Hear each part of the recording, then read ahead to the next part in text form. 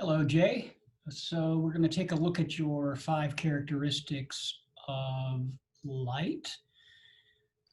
Doing a little bit of a recording for you. That way you'll have some feedback directly from me. We'll sort of shift over to this new screen here and take a look. So good job with your name. I know that sounds strange, but having your name on this one is always a good idea.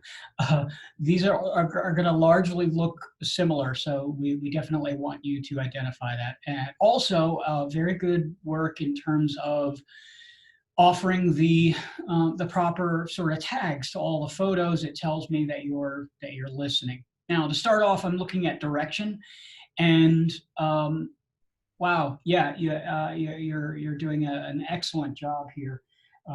Particularly these first couple, you really are sort of moving toward shape and working in terms of the composition over the whole picture frame. And in other words, you know, when we have an image like this, or this or this, it's obvious that you're looking at the entire frame of the picture, and that's a really important sort of part of it. On top of that, we are getting a sense of where the light is coming from. Direction is so important because it establishes a mood, really, that follows toward the entire thing. So where you're working here, where you've got these sort of shapes that are happening, a few of these become a little bit more about portraits of bottles. It looks like you were trying to be inventive on how you arranged things. For instance, this gets to be a little bit more of a portrait of a bottle. This feels a little bit self-conscious, sort of constructed. In other words, like you were trying to create something rather than discovering it. It's a big difference between something like this image that doesn't feel like you are manhandling it or anything like that to get it there. It just seems like that obviously could have happened. But something like this, it does look a little bit more self-conscious, just an aside. Intensity, again, this is where we start with the 2 lights rather than the 1. We have a key light, still establishing direction, and then we have the fill. Excellent in terms of minimalism. This is a very fine photograph here. You're sort of creating that central balance right in the middle, yet at the same time, you're allowing for energy to happen through the shadows. You're still engaging the entire picture plane here, even though we have an object sort of right there in the middle, which can tend to get you in trouble, but on this image, it really doesn't. The shadows are being filled in. It does look appropriate in that sense. Very good, in use of shape. I think you really are looking at the right things here. Color. So color or temperature is really mostly about the variations that you can achieve in subtlety. Sometimes you can push it all the way into the deep blue and orange and things like this, but it's really more about this part of the experiment is really more about discovering the subtle shifts that can happen if you target the lights in specific ways. This is excellent how we're kind of getting two sort of looks here with the green and then the sort of amber color here. Also, in something like this, where you can see there's this coolness in the background and then the warmth in the foreground, these are the kinds of things that really you can take advantage of, particularly when you're using those 2 lights. One of them is set to the warm and another one is set to the cool. You can really get some extraordinary things.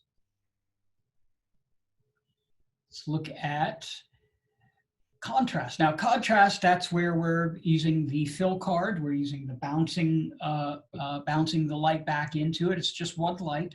So you're still going to get a sense of direction, only in this case, we want to fill the shadows in a different way rather than in adding a light, we're simply reflecting the existing light. This is a really something that you see a lot on locations out of the studio as well as in the studio. Here, I think your compositions, they do seem like you're getting a little more cluttered. They're not as clean and elegant as maybe the first ones that you chose. However, the use of your reflectors in terms of the technique is very well done. We're getting smooth transitions between the light and the dark, which means we're adding a lot more gray shade between the lights and the dark. That's what the contrast experiment's all about. Nice work there.